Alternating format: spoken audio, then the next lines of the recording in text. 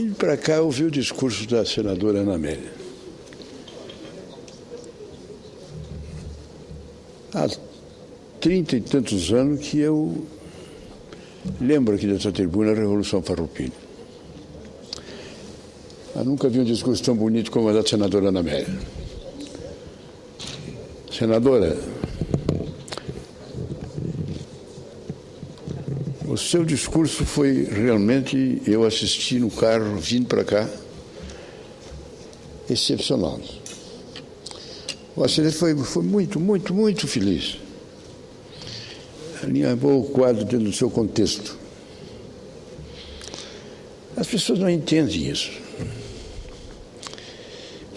Eu era governador do Rio Grande e no dia 20 de fevereiro desse dia, o embaixador dos Estados Unidos estava visitando o Rio Grande e teve uma recepção para ele no palácio. O horário que ele estava chegando, as tropas da brigada, fardadas solenemente, estavam desfilando na frente da chama crioula.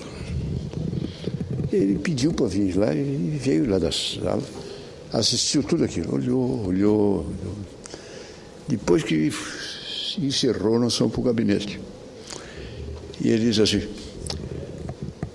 só me desculpe, governador, eu conheço muito do Brasil, gosto muito do Brasil, conheço muitas coisas do Brasil, mas o que é mesmo essa Revolução Farroupilha?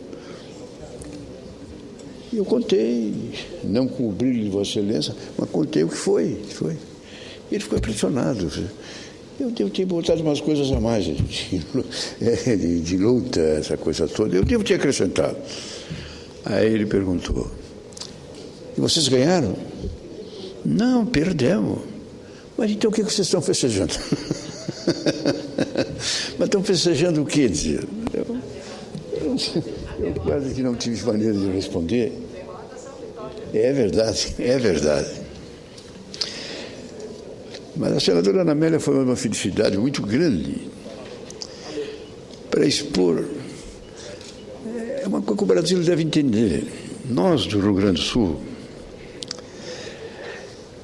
estamos ali na fronteira. O Brasil é Brasil, agora o Rio Grande do Sul podia não ser Brasil. No marco judicial, lá no Tratado de Tordesilhas, um bocado do Rio Grande estava fora. E lá pelas tantas, nós do Rio Grande do Sul mais Uruguai, éramos a província cisplatina. E eu até hoje tenho um ciúme danado do Uruguai não ter ficado com a gente.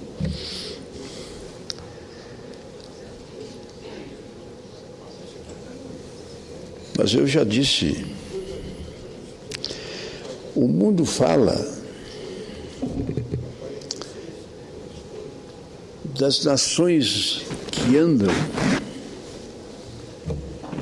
que não têm território. Antes de Israel, o território de Israel é uma coisinha de nada, perto do povo israelita que tem no mundo inteiro. Aqui no Brasil, Estados Unidos, Europa.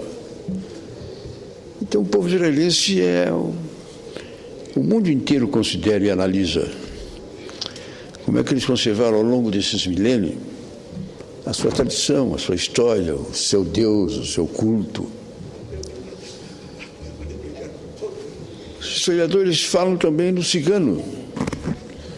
Não tem pátria, não tem nada, e pelo mundo dividido, sem território, vão andando. Pois uma coisa que, nessa análise feita pelos laboratórios do mundo, que é colocado, está os gaúchos. Está os gaúchos.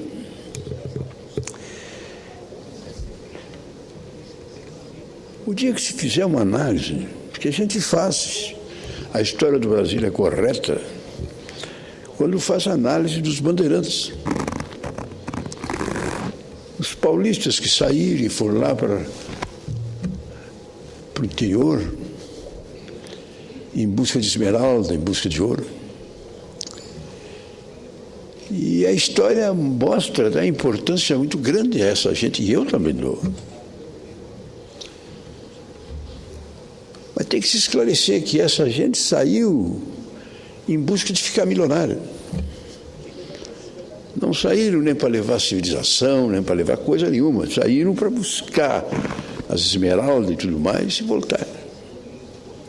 É verdade que deixaram pontos por onde passaram e ficaram algum tempo, pontos que se transformaram em povoado e foram adiante. Mas esses povoados não têm origem, não tem identificação, não tem nada que ver com... Não tem nenhum traço que os identifica um com o outro. O Rio Grande do Sul foi diferente. O Rio Grande do Sul já é um estado composto de principalmente italianos e alemães. Meu pai veio do Líbano, árabes também, judeus também, várias nacionalidades, mas basicamente italiano e alemão. E gente que veio e forjou no nada. Parece mentira, mas 1875,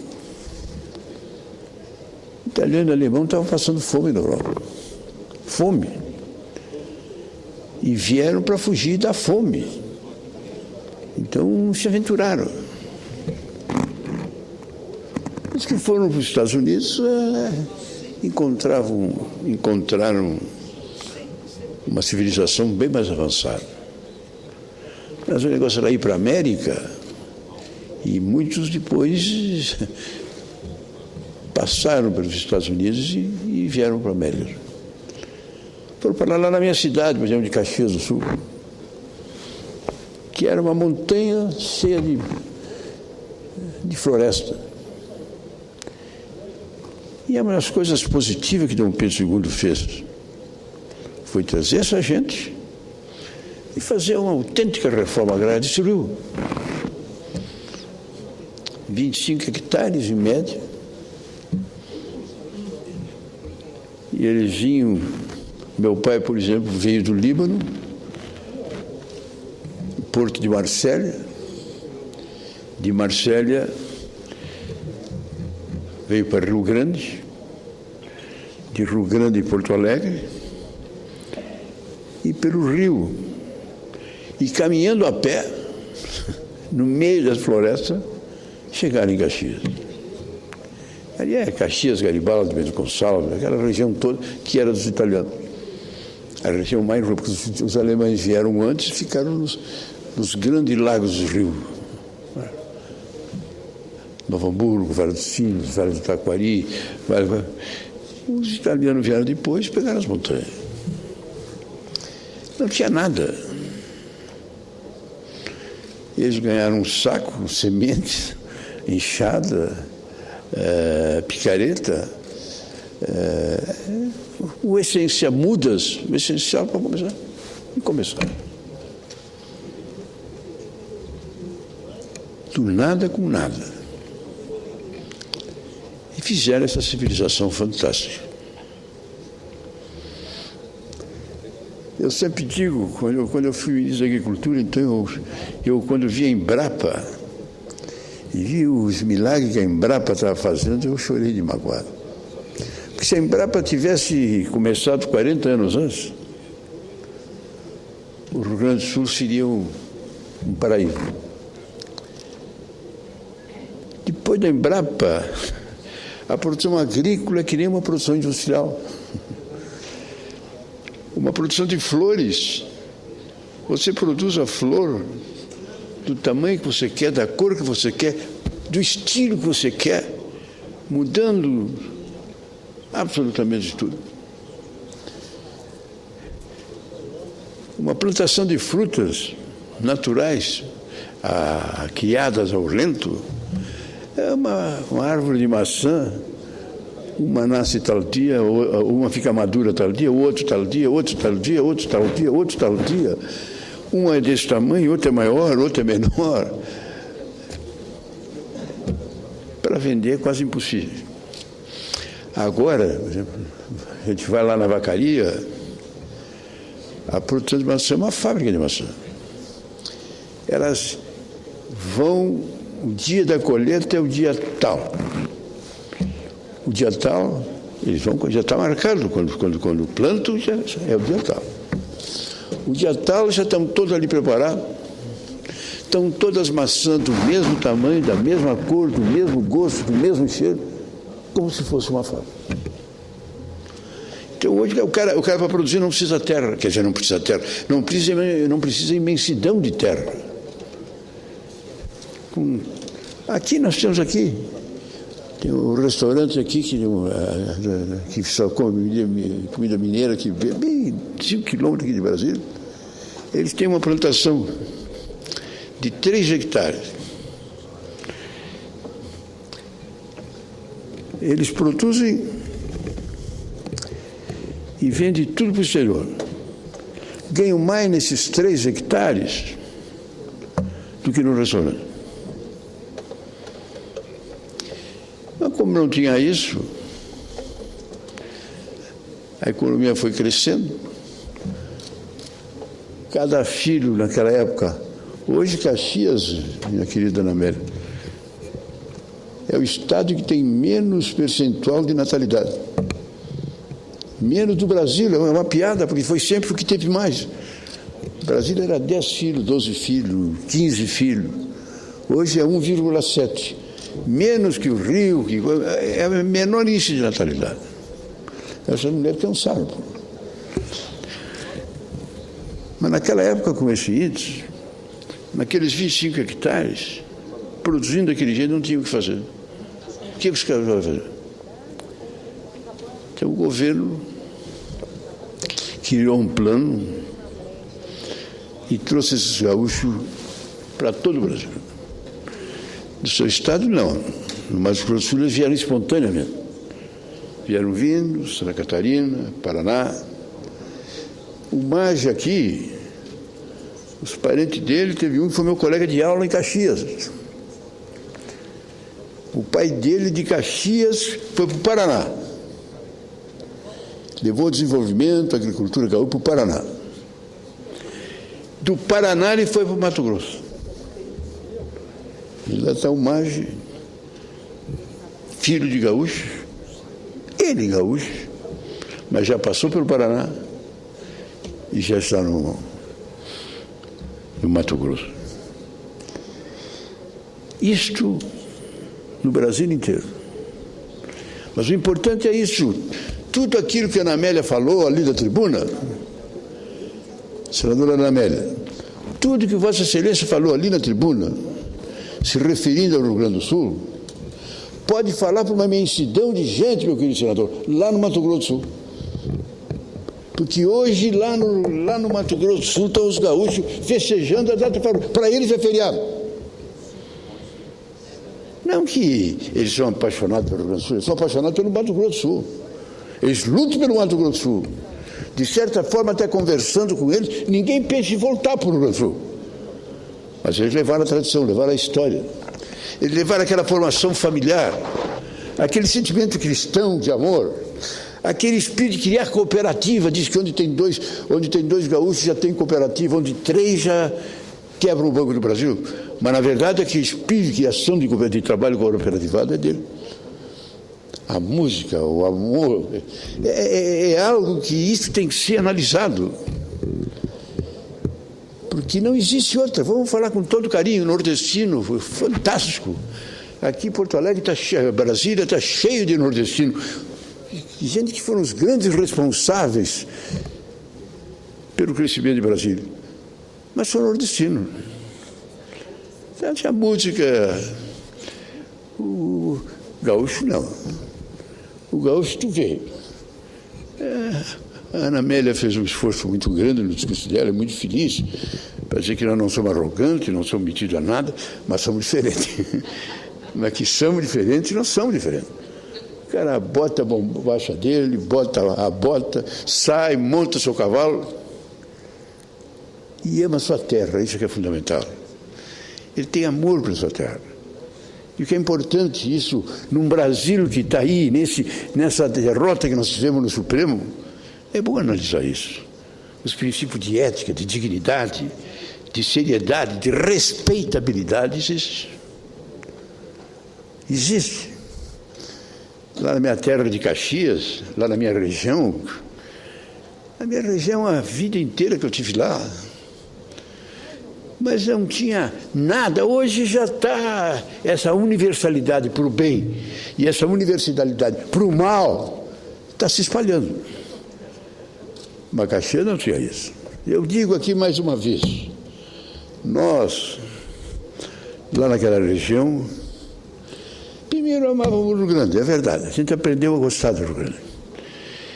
É que era diferente, o Rio Grande, em primeiro lugar, vamos ser sinceros, Ana Amélia, o Brasil sempre olhou para nós assim, aquele fim do mundo lá. Parece que o Brasil terminava em São Paulo e dava uma espichadinha até o Paraná. Nós lá do Rio Grande nos confundiu meio com argentino, não sei o quê. Mas nós fomos. Hoje até nós estamos sofrendo. É doloroso que nós estamos sofrendo. Não sei quantos milhões de gaúchos que saíram.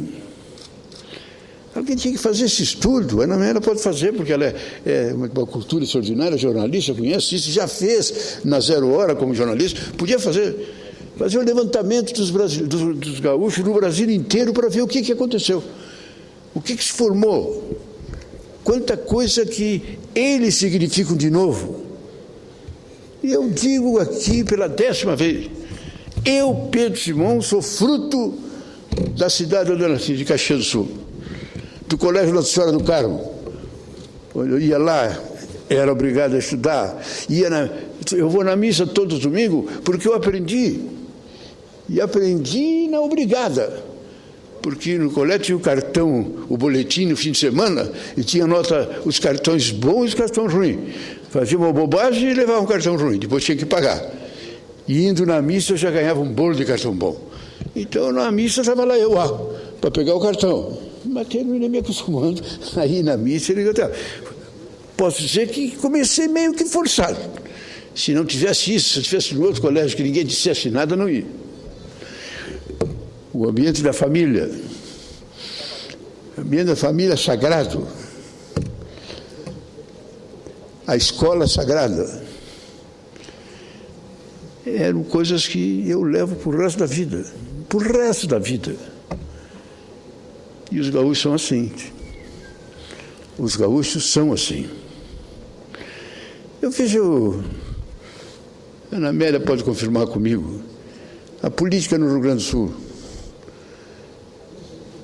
Eu não posso vir aqui, teve a arena, teve a ditadura, igual em tudo que é lugar. Eu posso dizer 1000 coisas, mas não posso dizer que os governadores nomeados da arena, que o Perac, que o Triqueze, não foram homens sérios, que o Guazelli não foi homem sério, digno, correto. Porque os políticos do Rio Grande do Sul, a tradição é esta. A tradição é esta.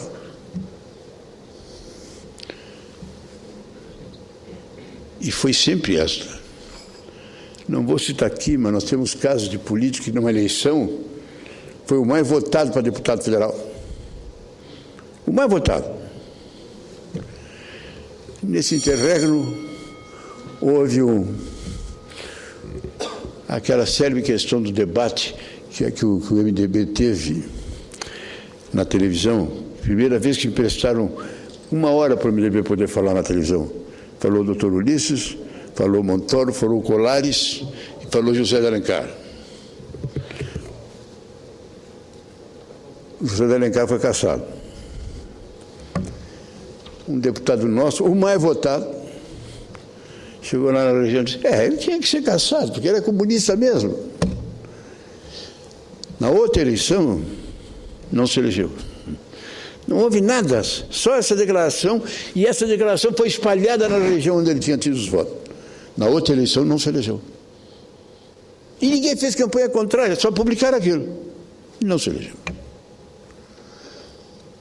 Nós temos um caso, Caxias do Sul, um grande deputado, dos mais competentes, dos mais capazes, ilustres um deputado, brilhante deputado.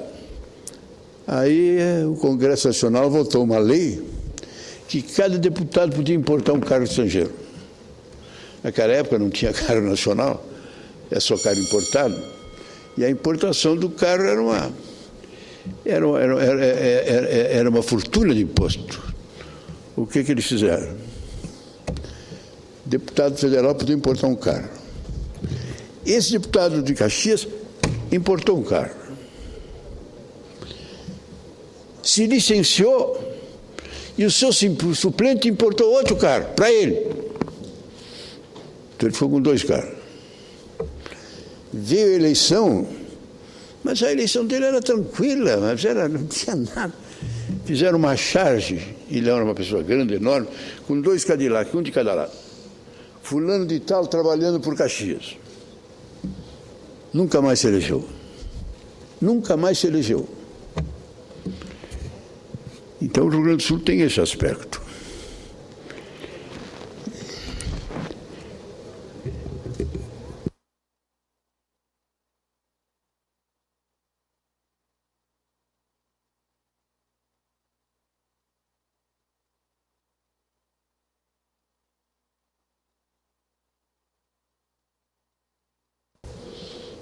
Acho que o Brasil não trata o Rio Grande do Sul como o Rio Grande do Sul merecia.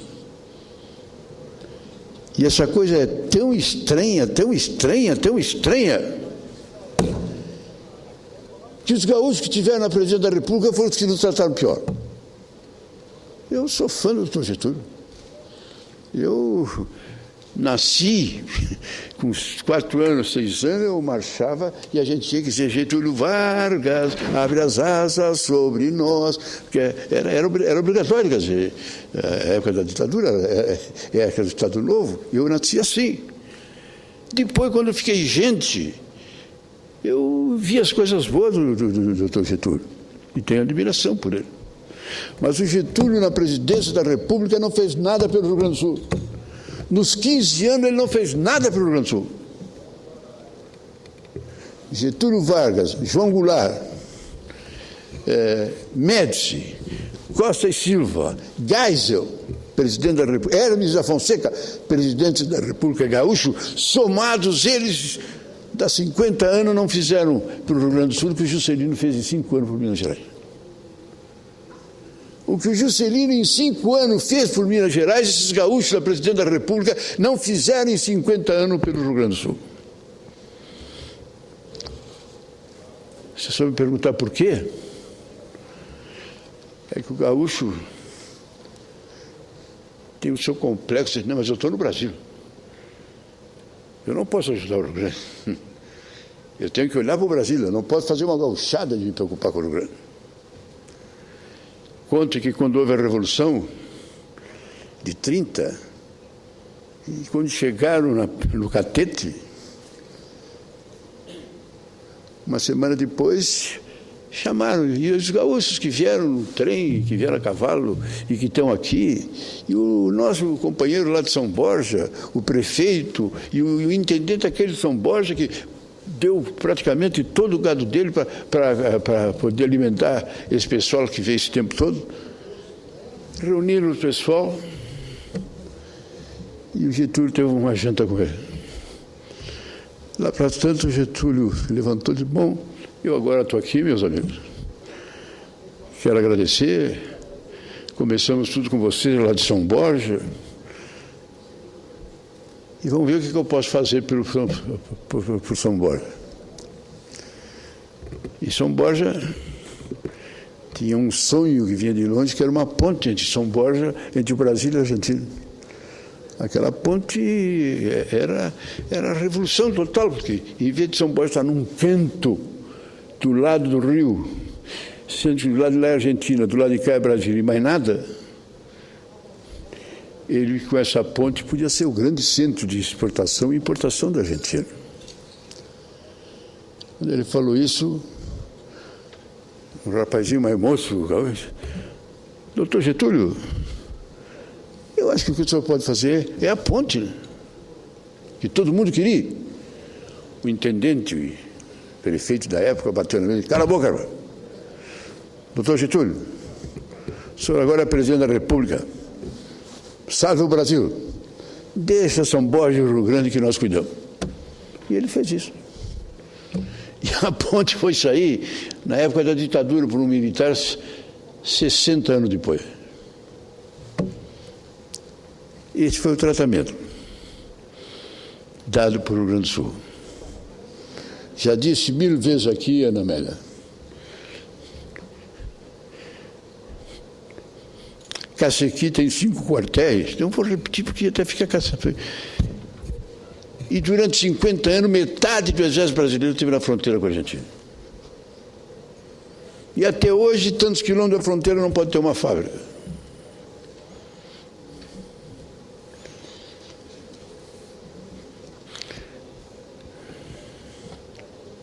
Quando Lula era presidente, nós fizemos aqui uma comissão.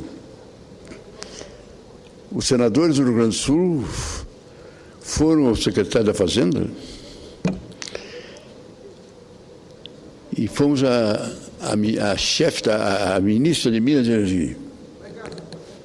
Depois, ela, chefe da Casa Civil.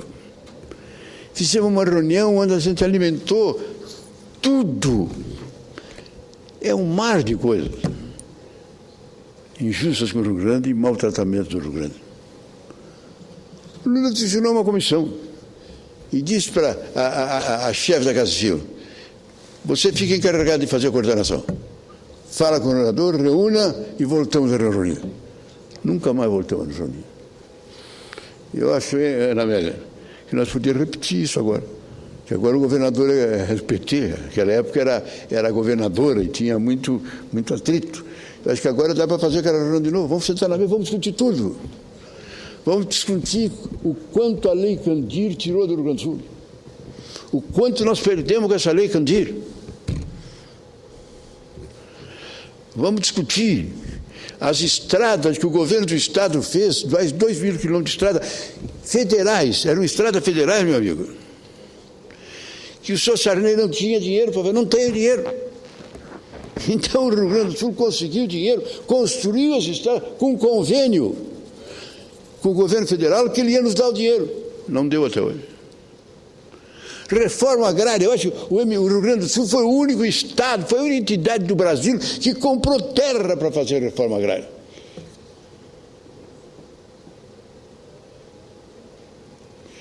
Comprou terra para fazer reforma agrária. E comprou terra porque estava fazendo uma agitação tão grande, o PT estava fazendo uma agitação tão grande que nós estávamos em véspera de uma rebelião. Aí nós nos reunimos, mas não, como é que nós vamos comprar terra? Desde quando a reforma agrária não é problema do Estado, é um problema da União? Como é que nós vamos pegar o nosso dinheirinho contado e comprar terra? Aí disseram, ou se compra terra e acalma essa gente, eu não sei o que vai acontecer. Fizemos um convênio com o governo federal. E o governo federal, até hoje não desenvolveu o dinheiro. Fizemos um convênio que aquele dinheiro que nós compramos, aquelas terras, e fizemos reforma agrária, o governo federal nos dava, e nós comprava mais terra e mais reforma agrária. Até hoje não nos devolveu. Senadora Ana Amélia, para sair o polo petroquímico, os governos, até faço justiça, da Revolução, o Amaralzinho, o Guazelli, tiveram um ato de coragem. Fizeram toda a infraestrutura do polo petroquímico sem ter polo petroquímico. Não existia. Ninguém garantia que ia sair no Rio Grande do Sul. Aliás, ninguém queria que saísse no Rio Grande do Sul. E fizeram. E fizeram com uma infraestrutura considerada à época a melhor do mundo. Dinheiro do Rio Grande do Sul. Aí houve um dos poucos momentos. Mas também o Rio Grande se reuniu. Reunimos tudo. O Dom Vicente Scherer saiu de Porto Alegre, foi lá para a fronteira. O comandante do 3º Exército foi lá para a fronteira. o presidente do Tribunal de Justiça, o presidente da CUT, todos os partidos, o Guazelli, governador, reuniu na fronteira. Toda a elite, a Fiergs, todo mundo se reuniu na fronteira. E, então, eu era presidente da oposição e o Guazelli disse: senhor presidente, aqui está o Rio Grande do Sul. Em nome do Rio Grande do Sul, o chefe da oposição vai falar. Era eu. Aí eu cobrei dele, o polo petroquímico. Olha, presidente, estão dizendo aí que o senhor não dá o polo para o Rio Grande do Sul, e é verdade, porque o senhor tem medo, porque vão dizer que o senhor vai fazer uma gauchada. Então o senhor não vai dar por causa disso. E é por causa disso que o Rio Grande está aí, não vem nada para o Rio Grande do Sul. E o Médici e o Gás assinou o polo para o Rio Grande do Sul. Aí saiu o polo. O Rio Grande do Sul gastou, o Amaralzinho, 1 bilhão e não sei quanto na infraestrutura do polo, que é considerada a melhor do mundo. Nunca pensamos em pegar dinheiro de volta. Nunca passou pela nossa cabeça. Agora, privatizaram o polo, pô. Nos dão nosso 1 bilhão de nota. Se ficasse o polo nacional, não vamos discutir. Mas privatizaram aí uma montanha de dinheiro, todo mundo ganhou, e o nosso 1,5 milhão. O Brizola começou, na verdade, vamos fazer justiça, o Brizola lançou o Raciocínio Piratini. Mas os governos depois é que fizeram. O governo estadual fez sozinho o Raciocínio Piratini, sem um tostão do governo federal. Porque o governo federal disse: o Rio Grande do Sul não tem aço, não tem indústria, para que vai querer aço? Para quê? Trazer o minério do Nordeste para levar para o Rio Grande do Sul, para o Rio Grande do Sul, de aço, e depois trazer para São Paulo para fazer automóvel? Não daram. O Rio Grande do Sul construiu o Raciocínio Piratini por conta própria. E construiu. Só que a Raciocínio Piratini foi projetada para 450 mil toneladas. E nós só fizemos a primeira etapa, 150 mil. Inauguramos. Agora, uma usina de 450 mil toneladas, só 150 sendo utilizado, havia um enorme vácuo que tinha que ser mantido e era para isso dar prejuízo. Quer dizer, as firmas não podiam ir adiante, tinha que completar. Não tinha mais dinheiro para completar. O governo exigiu. Nós demos de graça a Raciocínio Piratini para o governo federal, uma lei da Assembleia Legislativa, de graça, com a condição dela completar os 450 mil. Pegou de graça e não completou.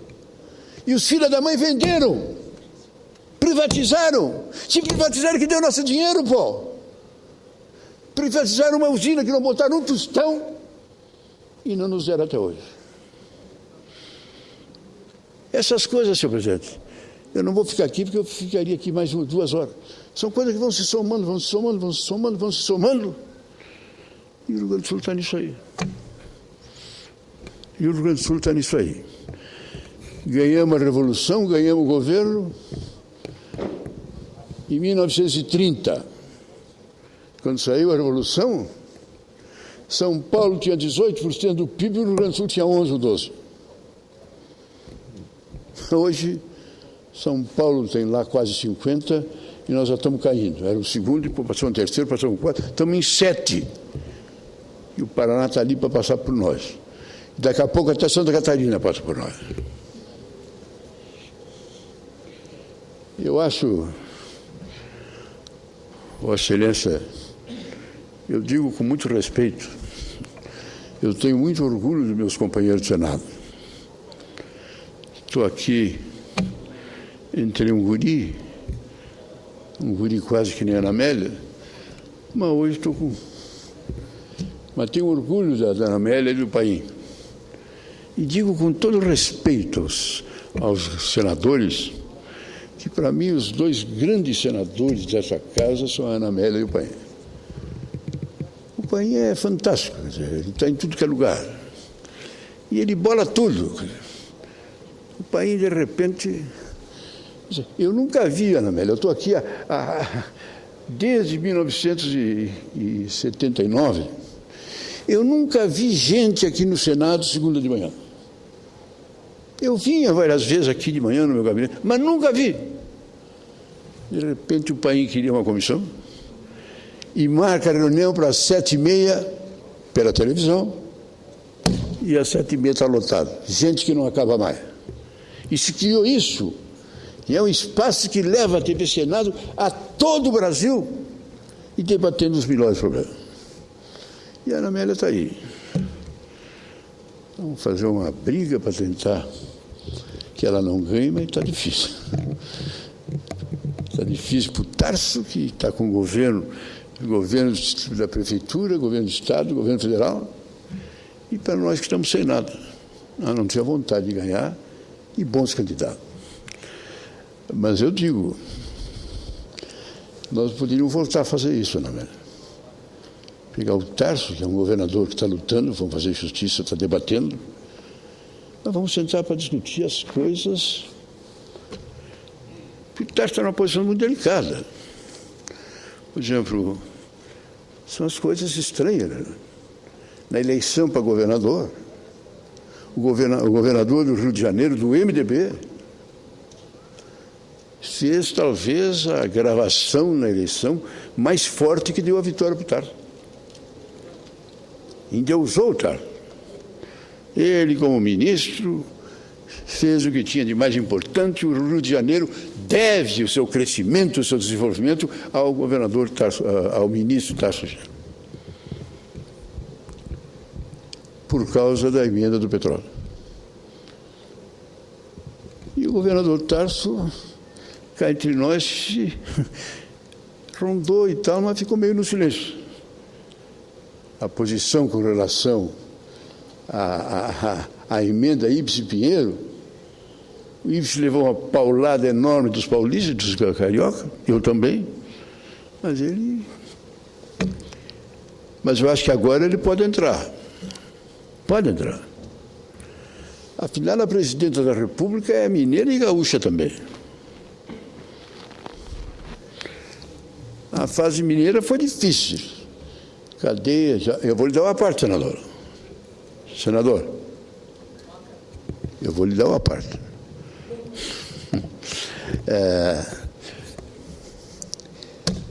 A passagem dela para mim foi difícil. Foi a luta brilhante pela democracia. Mas a passagem dela pelo Rio Grande do Sul foi onde ela realmente se firmou. Grande secretária da Fazenda do prefeito Colares, grande secretária de Energia do Colares, grande secretária de Energia do Olívio Dutra. A fixação dela é importante no Rio Grande do Sul. Uma das coisas que eu acho que está se criando, senadora Ana Amélia, uma entidade no Rio Grande do Sul que eu considero muito importante. São os empresários que estão nascendo, o grupo do Sim. O grupo dos empresários que estão lançando esse movimento, o grupo do Sim. Embora eles não me tenham procurado ainda, não sei porquê, mas eu me ofereço dizendo que sou totalmente favorável. Está correto. Então eles mostram que quando nos unimos todos, saiu o Aços Piratini. Quando nos unimos todos, saiu o polo petroquímico. Quando nos unimos todos, saiu a Revolução de 30. Mas o diabo que a gente só se reúne em ocasião especial de 10 em 10 anos. Eu conto várias vezes lá no Rio Grande do Sul, no auge da ditadura, o doutor Ulisses, o herói da luta pela democracia, o Maluf, governador de São Paulo, o homem mais desrespeitado em termos de Brasil. Nós estávamos na reunião da Executiva Nacional, lá no anexo 4, no último andar. Daqui a pouco vem um telefone, sessão executiva da maior importância. Aí vinha o telefone e disse, eu tenho que sair. Mas como vai sair? Tem uma votação a favor de São Paulo. Era uma votação de empréstimo para São Paulo, para o Maluf. Mas eles iam lá correndo. São Paulo unia todo mundo. Eu acho, senadora Ana Amélia, nós devíamos falar com o país. E é muito simples.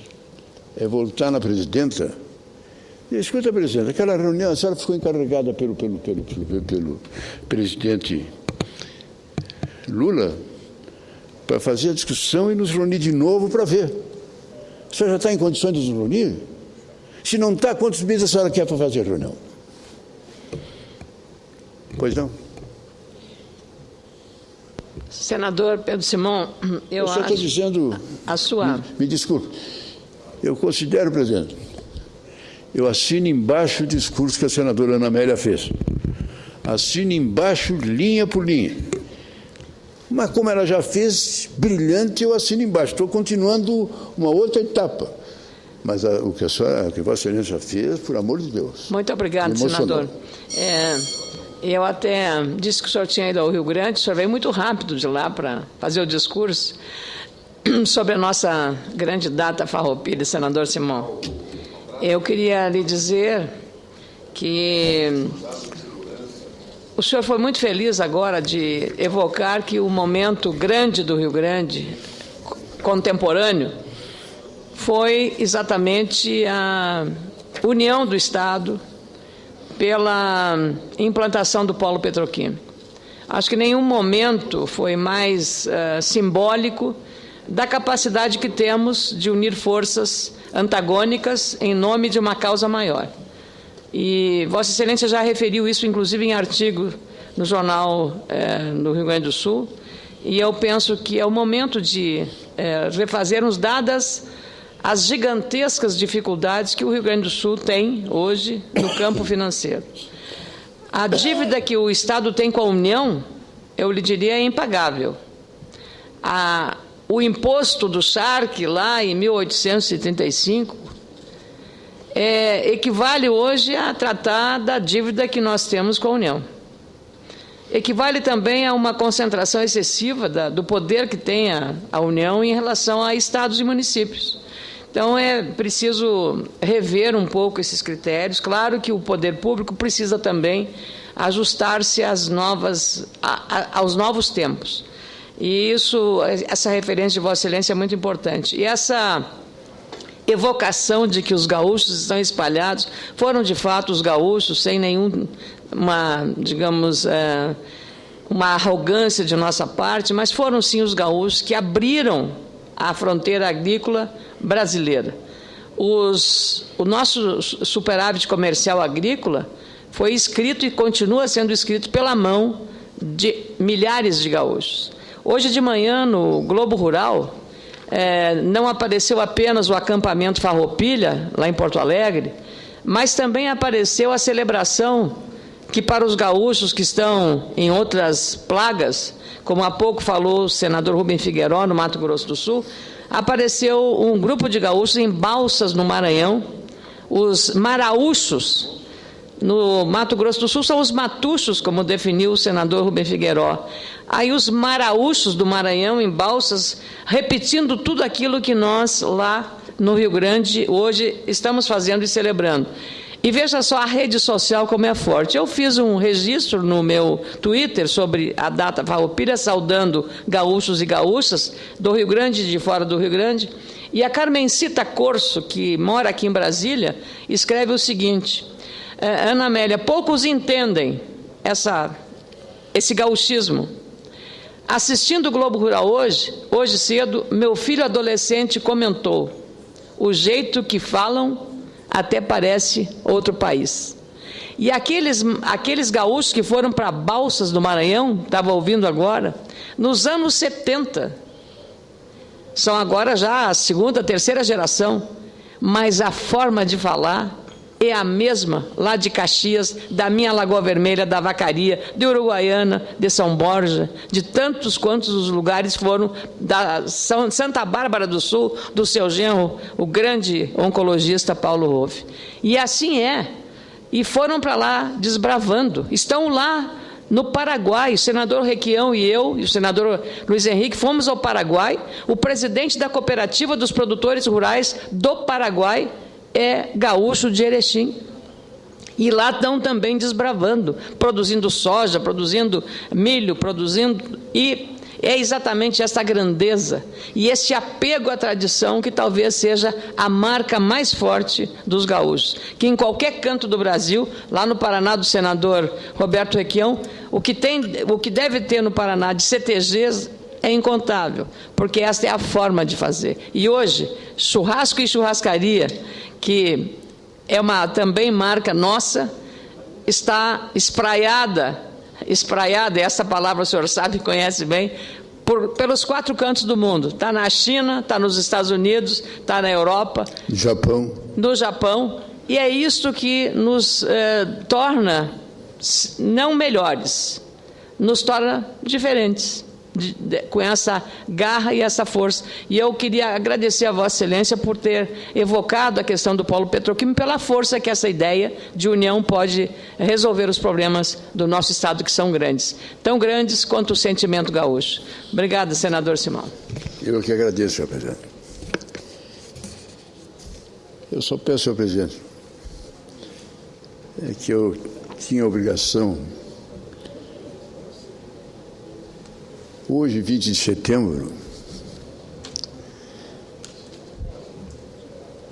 em 1946, foi criada a Federação Nacional dos Jornalistas, a FENAGE, que engajou-se em todas as lutas em defesa dos jornalistas e do jornalismo do Brasil. 67 anos de história. Uma luta com batalhas árduas para a doação das regras e da liberdade de imprensa. Contando hoje com mais de 40 mil jornalistas associados, são os 27 sindicatos estaduais e 4 municipais, a Federação Nacional defende a liberdade de comunicação. Está aqui um longo discurso que eu preparei, e se Vossa Excelência me permite, eu não vou abusar de Vossa Excelência para lê-lo, mas gostaria que eu pudesse pedir a transcrição dos jornais da casa. Vossa Excelência tem o tempo que desejar. Vossa Excelência tem o tempo que desejar. Muito obrigado. Eu peço a transcrição dos jornais da casa com o meu respeito à FENAGE. Lá no Rio Grande do Sul, de um modo muito especial, nós temos um orgulho muito grande dos nossos jornalistas. Está aqui a senadora Ana Amélia. O jornalismo no Rio Grande do Sul é de uma credibilidade excepcional. Eu não conheço no Rio Grande do Sul, o que eu vejo volta e meia, aqui, lá, colar, jornalista misturado com escândalo, jornalista misturado com qualquer coisa de equívoco, jornalista, eu não conheço lá, não, gente, eu sou político, estou na política há 60 anos, nunca me lembro de eu de um jornalista ter feito uma chantagem, de ter feito isso, ou de me ter feito uma acusação gratuita só por causa disso, por causa daquilo. Os jornalistas só não são melhor porque não são os donos dos jornais. Se fossem os donos dos jornais, claro que seria melhor. Mas eu transcrevo, tem um nome também, né, Ana? Transcrevo esse discurso com muito carinho e com muito respeito. Agora, só para encerrar, senhor presidente, os caras me chamam, eu tenho lá no meu gabinete um jornalista muito chato, brilhante, mas muito chato. E ele me acusa de que eu venho para a tribuna e falo uma série de coisas. Mas eu acho que... eu acho que essa matéria que saiu no Globo, se me mandar embora, eu tomo providências e conto tudo. Do ministro do Trabalho, me perdoe, presidente, só pode até estar interessado que ele fique, porque interessa eleitoralmente para a senhora. Mas o PDT do Rio Grande do Sul pediu a demissão dele. Alvo de denúncias, o ministro do Trabalho disse que não vai pedir demissão. E ainda que se Dilma o demitir, ele sairá tirando e tomará providências impublicáveis. Por amor de Deus. Quem? Vai pegar Fernando Henrique, vai pegar o Aécio, o Bornhausen, todos os governadores e prefeitos e desmontar muita gente. Vou reunir o partido e, se a Dilma me mandar embora, eu tomo as minhas providências. Quais providências? Não sei, são impublicáveis. Senhora Dilma, a senhora tem que responder isso. Como a senhora mudou? No início do seu governo, realmente demitiu 7 ministros. A Vossa Excelência está se acomodando muito fácil. Não estou discutindo se devesse até cobrar, não entrei na discussão desse ministro, nem do que fez e do que não fez. Eu estou dizendo o que ele está falando aqui. Que ele tem coisas impublicáveis e que ele duvida que a ministra admita ele. E ela não disse uma palavra até agora. E eu encerro, dando nota 10 para a presidenta. Eu achei que a resposta de transferir a viagem para os Estados Unidos foi muito inteligente. Suspender dava um caráter que não ficava bem. Adiar é a palavra perfeita. Até para eles. Cá entre nós, o Obama está numa confusão danada. O Obama está com o Congresso contra a população, 75% é contra ele se meter lá na Síria. O Conselho de Segurança é contra, a Inglaterra é contra, ele está numa situação muito ruim. Não ficava bom para ele. E para a presidenta também não. Agora dá uma de prepotente, eu não vou mais. Ela saiu com elegância, vamos adiar. Nessa, nota 10. Ao seu ministro do Trabalho, ficar porque tem coisas impublicáveis? Não sei. Obrigado, presidente. Senhor senador Pedro Simon, ouvi-lo é ouvir o espírito, o pensamento e a voz do Brasil. Vossa Excelência nos dá lições de civismo toda vez que sobe à tribuna.